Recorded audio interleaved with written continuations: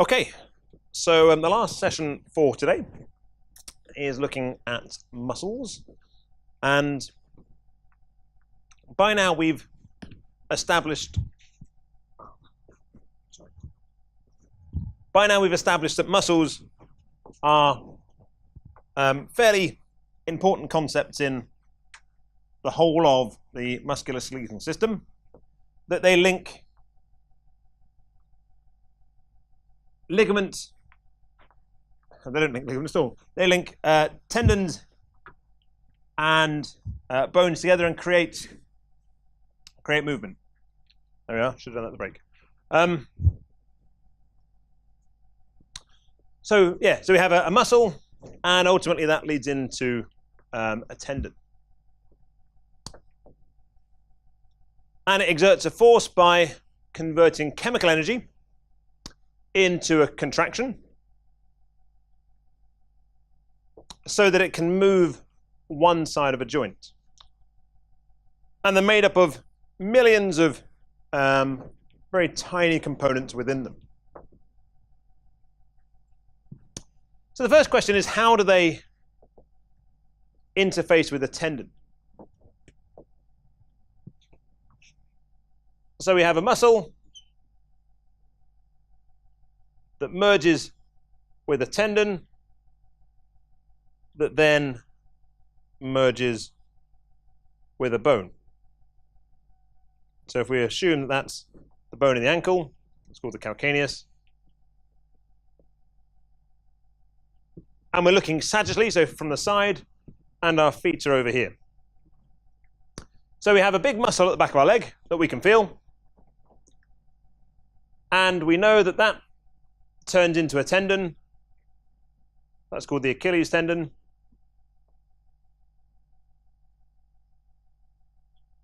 And the tendon then merges into the calcaneus in the ankle.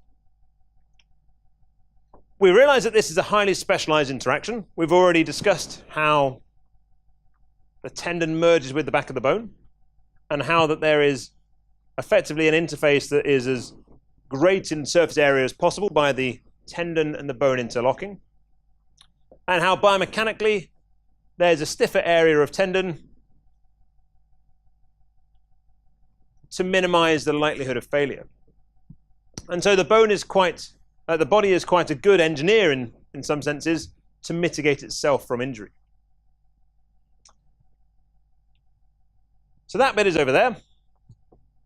So what happens at this top end? There's no point having a robust attachment if the origin of a tendon, i.e. where the muscle starts and where the interface between the muscle and the tendon, there's no point this being strong and this being weak.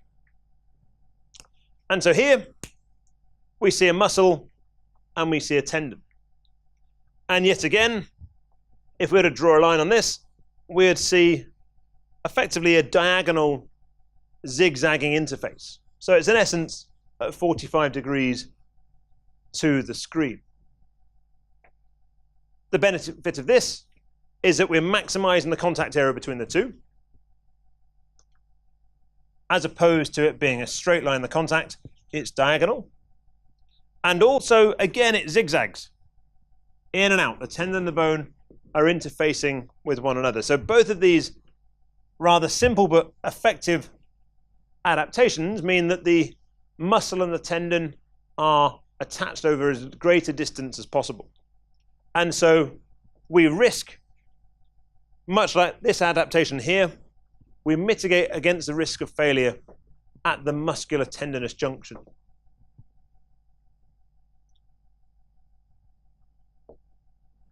And much like a tendon, we have several subsections of a muscle. A muscle fiber is our structural unit, so we tend to refer to muscle fibers. And they are wrapped up in an endomysium. Fibers are organized into fascicles with a perimysium, and then an epimysium surrounds a whole lot. And so you have these different layers of connective tissues that serve to innervate and serve to supply blood and proteins to the whole thing. Fibers are composed of myofibrils, and the myofibrils are aligned to create a pattern like a band. And each of those patterns are repeated, and we'll see them shortly into a sarcomere. Myofibrils are then composed of thin filaments, actin and myosin. So these are the two active proteins that enable the whole lot to move. And so we have this huge hierarchy of a muscle bulk that we can feel in our arms and in particular in our calves as well. And they feel quite enormous. You can get your hand around your calf and you can appreciate the size of it. But in reality, the only reason that they are active is because of these things down here. Without these, without their ability to chemically link to one another and then release quickly, nothing else in this chain would work. It would be totally ineffective.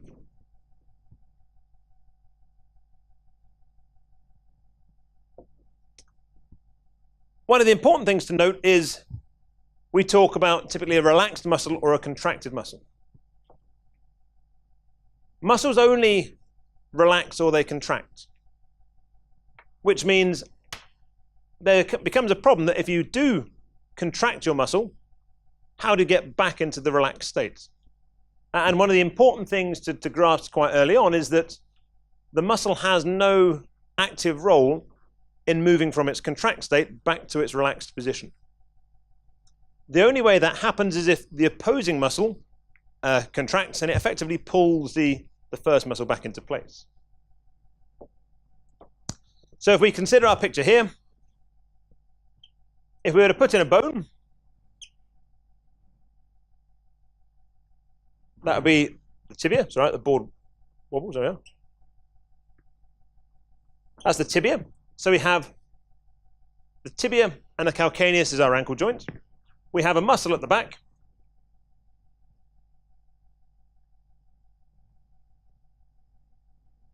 And we'll also have, in a different color,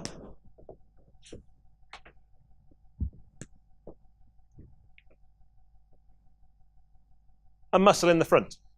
And there's our tendon again. And so we have rotation here. There's our center of rotation. That is the pivot of our ankle joint. And we have a muscle here. When this contracts, our toes go downwards.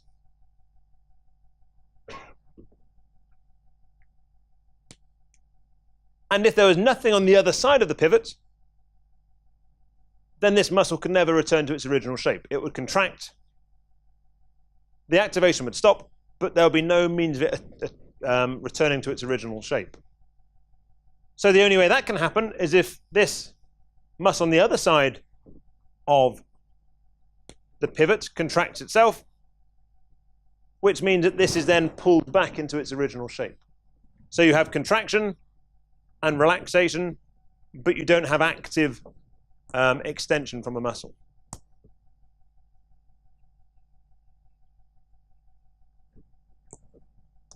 But this contraction only happens when the body tells it to. And so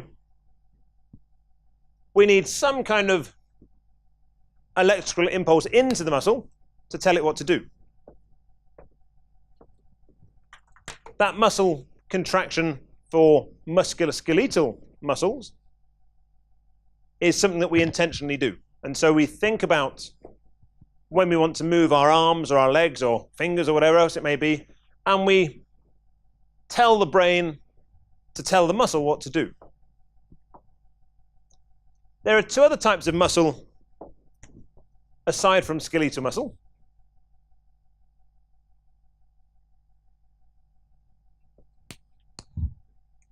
We've also got muscle in the heart.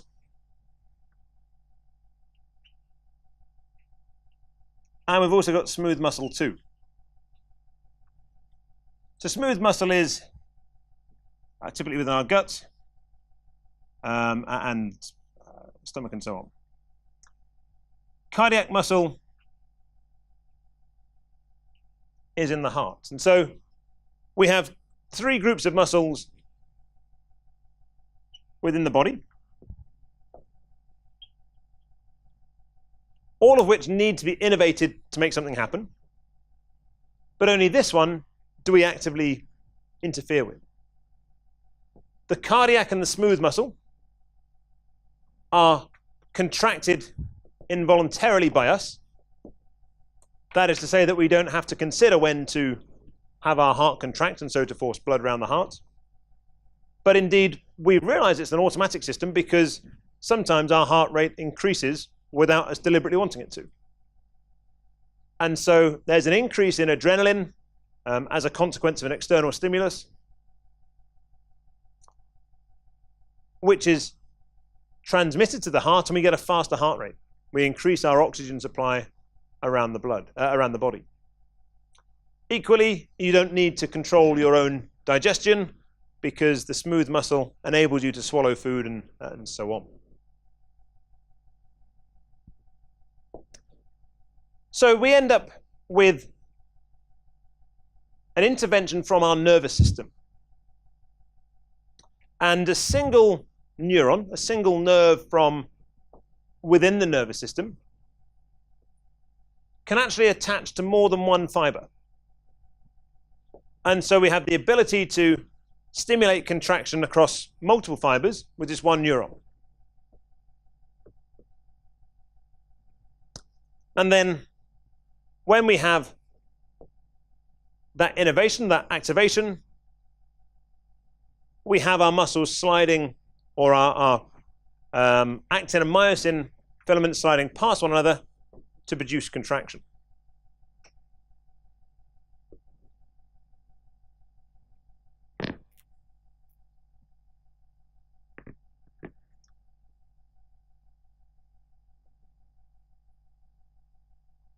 So our smooth and cardiac muscles can be modulated, as we've said, and that's from the autonomic nervous system. So that is to say that we don't necessarily want to be in control of what our cardiac muscle does. We want that to happen without us interfering with it.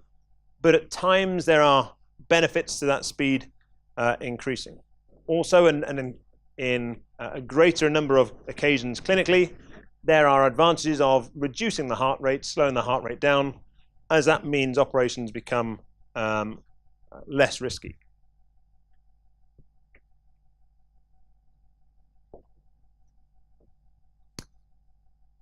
So muscle contractions are based on two things. We have a change in length or a change in tension that we're able to achieve. We can have an isometric contraction, and that is that the muscle length remains the same. An isotonic contraction means that the muscle length changes, but the tension remains the same. And so we can tense our calf standing up and go nowhere, or we can tense our calf standing up and move somewhere. And so you have an ability to have either an isometric or an isotonic contraction. Typically, of course, muscles shorten, and so they undergo concentric contraction. So if we look in a bit more detail about how the filaments slide past one another.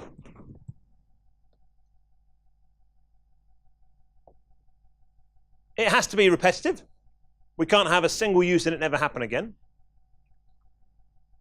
And indeed, this can happen more than once in a contraction to generate the tension.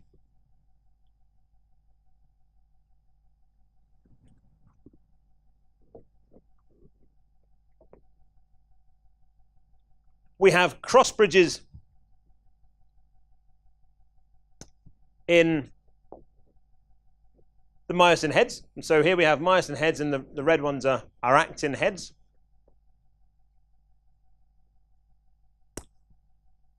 And whilst these schematics don't do it justice, there are several thousand heads that stick up from each of these filaments that effectively interlink.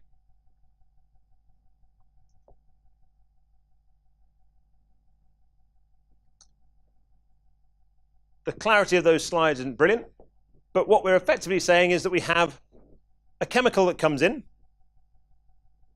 ATP, adenosine triphosphate, and that is our energy molecule. Our energy molecule is required to cause binding between the actin and the myosin. And that's why exercise uses up energy, because you need this chemical energy store to come in to make the two link together.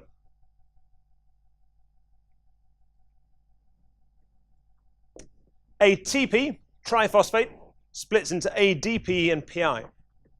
And so you're effectively using energy to do it. But that energy is converted into a power stroke. And so we end up with the actin moving relative to the myosin.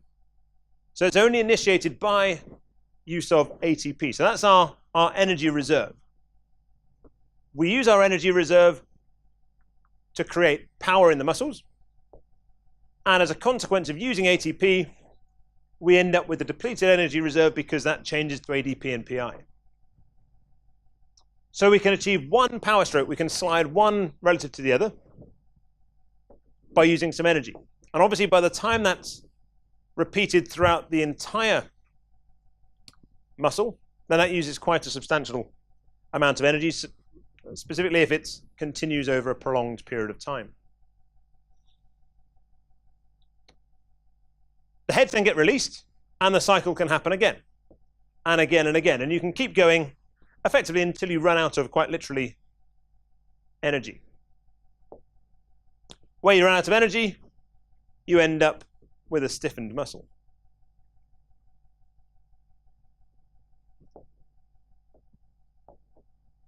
Here's a motor neuron coming in from the nervous system, and it shows how one nerve fiber can actually activate multiple muscle fibers. So within each fibril, we have fibers.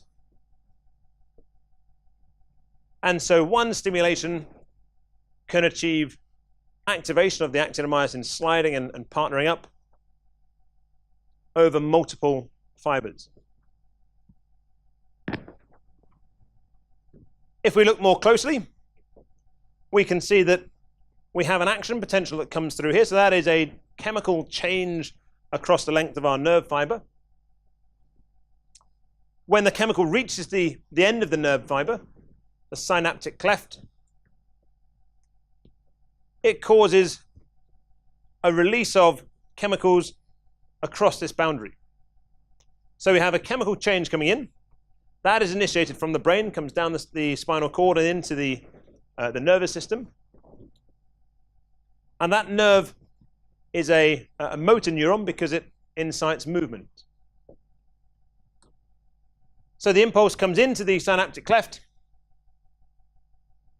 and changes the chemical composition of the gap between the nerve ending and the muscle itself.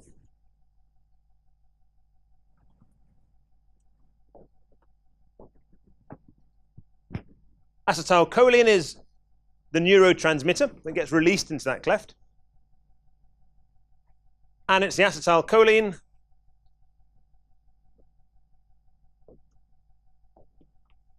that then initiates or propagates the contraction of the muscle.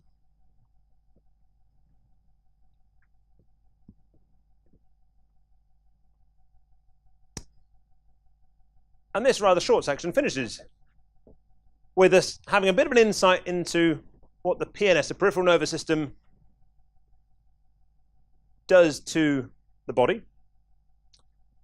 We'll cover this tomorrow in more detail, looking at the spine and how biomechanically we need to protect the innervation, or the spine operates biomechanically, both to add stability to the human body, but also to protect the key function of the spine of transmitting signals throughout the rest of the body itself. So the vertebrae of the spine are effectively bones that we touched on earlier on today, but they have a hollow tube that allows the spinal cord to pass through. By virtue of it having a bony outer, it means that this function is mechanically protected from damage and injury, meaning that the ability of the body to move as it wants to is unaffected. Any damage to the spinal cord as a consequence of injury, as a consequence of mechanical failure of the musculoskeletal system, would then ultimately result in paralysis. But we'll continue that topic tomorrow. Any questions on that?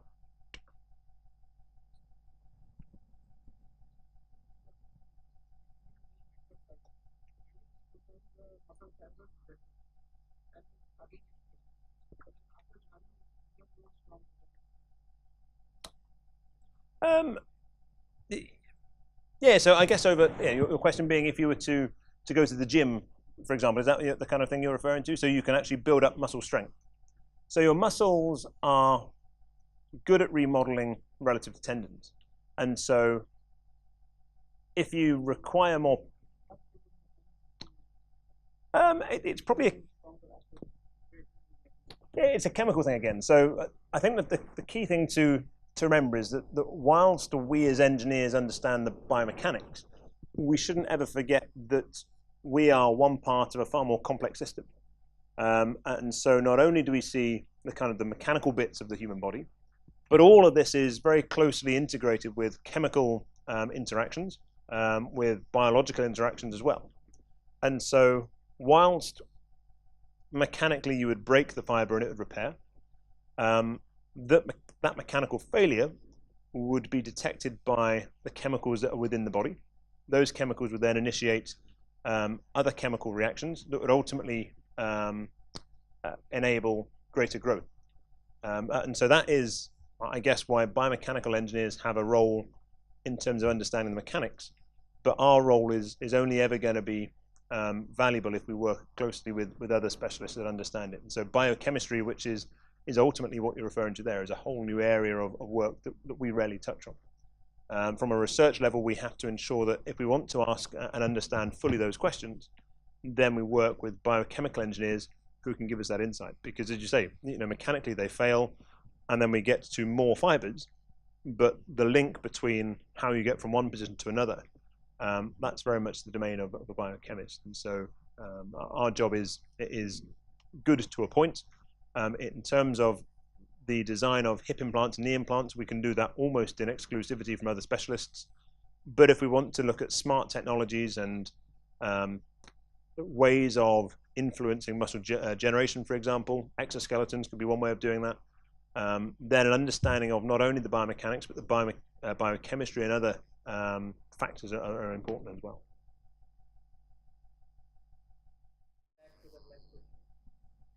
Okay, so tibia tibialis. So we look at the tibia tibialis at the front muscle of the tibia, and so that only has an ability to contract or relax, and so it can't.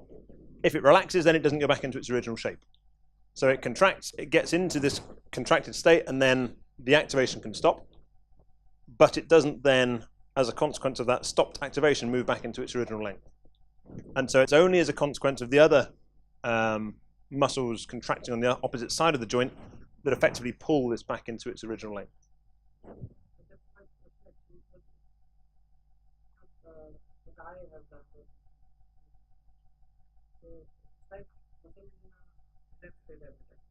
Yep.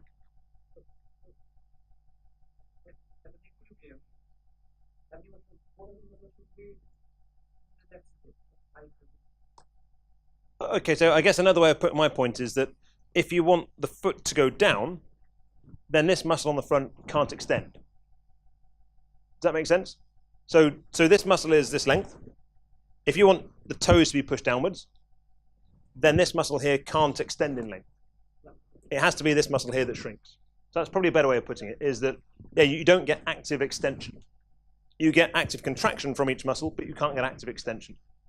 It's a better way of putting it. can enhance this activity. Yes, I think that, say, the other way of putting it is that, yeah, a better way of putting it is that muscles can't extend, but they can contract. And so if you wanted to extend the ankle joint, i.e. to take it from 90 to beyond 90, then it wouldn't be the muscles on the front of your leg that would do that. It would be the muscles on the back of the leg that would do that instead. I think the muscles are connected. They can enhance each other's activities, like the contraction or extension. But every muscle can contract or extend at its own. Yeah, you wouldn't be able to, if you were to take this out, then you wouldn't be able to have extension of the ankle joint. Because this would be contracting, but obviously there would be no force that's generated to the tendon and to the bone. And so this muscle would still be able to do its job of pulling the toes up, but without this muscle of pulling the toes down again, there is no way of the foot moving back to its original position and beyond. That's right, yeah. Yeah, absolutely. Absolutely. Antagonistic is a term that we would use. They work in partnership, but in opposite.